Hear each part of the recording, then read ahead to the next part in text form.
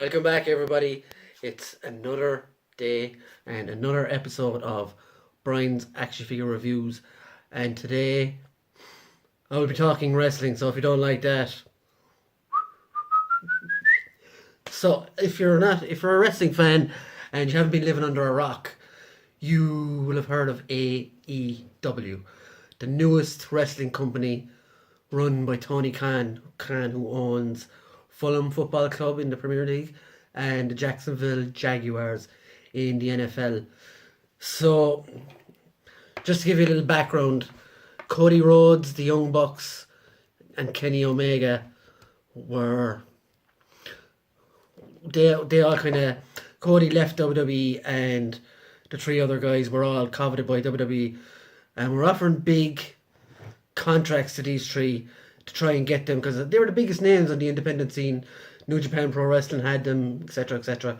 So, long story short, they made an event called All In last year, and it sold out in record time. And I watched it. It was a fantastic event, and it was just a kind of a proof of concept that these guys could build their own kind of event. Um, so Tony Khan put some money up front for these guys to go away and set up their own company, which is All Elite Wrestling. And this past weekend, they had their first properly branded AEW pay per view called Double or Nothing. And they had it in Las Vegas. It sold out, I think, in 4 minutes. So, and from what I've heard, they've done something like 80,000, 80 to 200,000 pay per view buys, which is pretty good considering UFC doesn't make that every couple of weeks.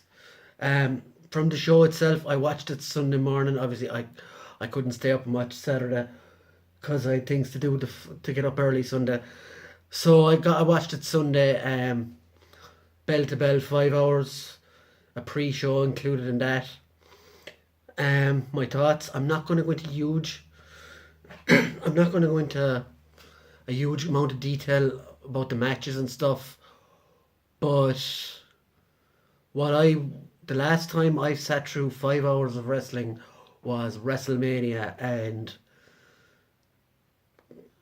as you know, my thoughts. I posted them on this page around that time. It was a good show, but I found myself on my phone a lot during it, and that's usually my test for TV shows as well. If I've been on my phone through it, it's probably not that good and not interesting. But AEW, I sat through the whole lot of it, watched it. Every match was good. Every match was good. There wasn't any bad matches on WWE television. Now, I'm gonna keep describing it with WWE. So yeah, so AEW, the first match of the night was a battle royale, which it was a different rule set, which I liked, where you had five guys coming in every couple of minutes, every 3 minutes I think it was, and then you had the wild card to come in at the last minute. So to Adam Page won that, Hangman Page.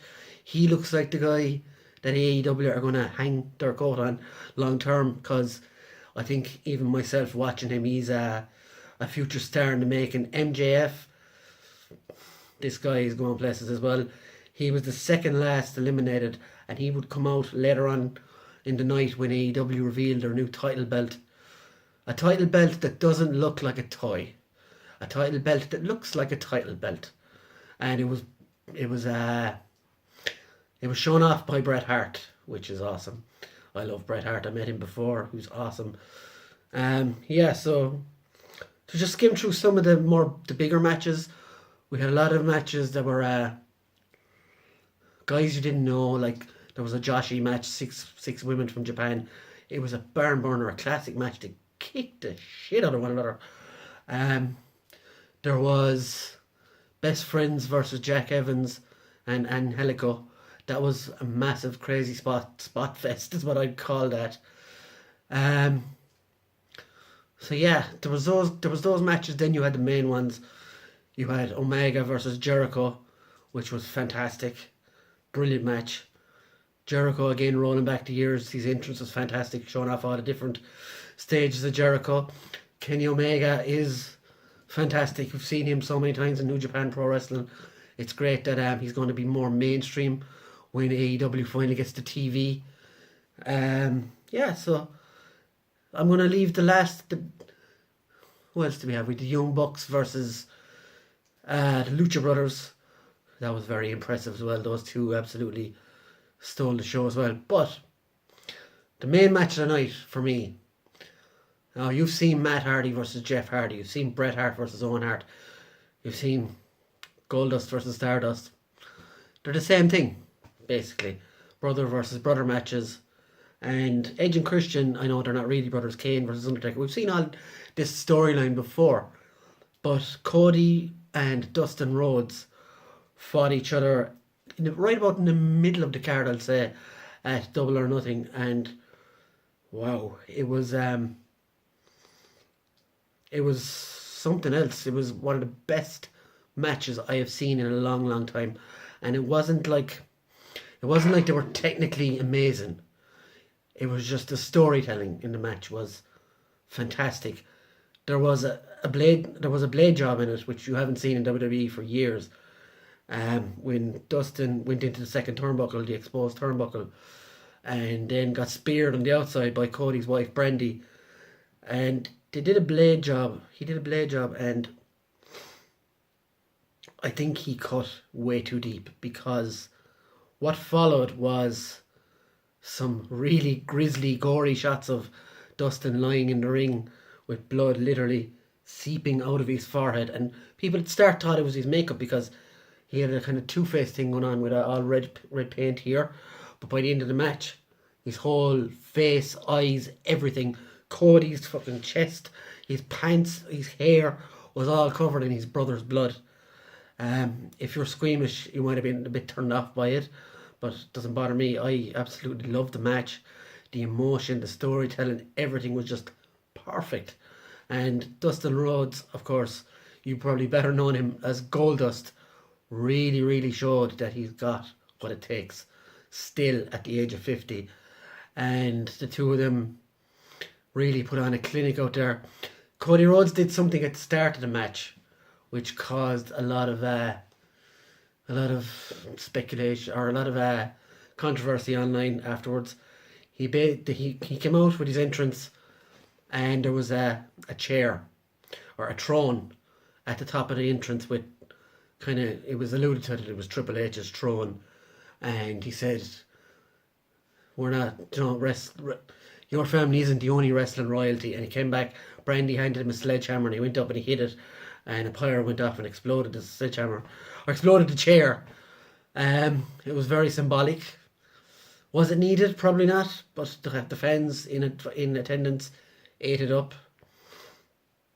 But at the end, that was that Cody and Dustin match. The big surprise of the night, Jericho was fighting Omega. Jericho won with his Judas elbow, which didn't look great to me, to be honest. And a lot of people were confused. They didn't think that was going to be the end of the match. So it received kind of a lukewarm when people went 1, 2, 3, and people were like, "Oh, already?"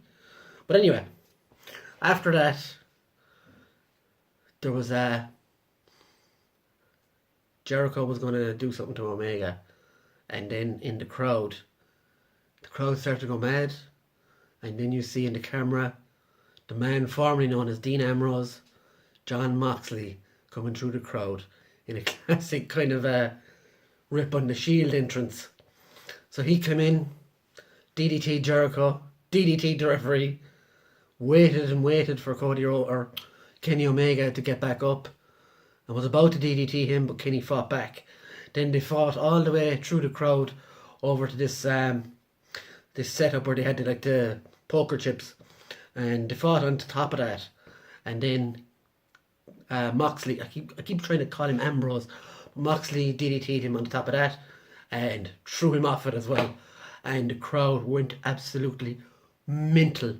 It was the biggest pop I've heard in years. And already going forward for AEW's next event, there's 3 big matches already set up. A lot of people said All In was kind of a one-off thing. The matches didn't need to have story. But they've already set up a story from this one. So, you've got Chris Jericho versus Hangman Page for the title. You've got Kenny Omega versus Dean Ambrose. See, there I go again. Kenny Omega versus John Moxley. And the Young Bucks versus Cody and Dustin. So the future looks bright for AEW for me. And I can't wait till their next show and for their TV show to kick on. Because what I saw of that Saturday or Sunday was more interesting than anything I've seen in WWE TV since WrestleMania and before it. WrestleMania being the exceptional good show in a big long line of horse shit they've put out lately. So that's been my video about AEW Double or Nothing. If you'd like it, subscribe. If you don't, tell me why in the comment section below. Thanks and goodbye.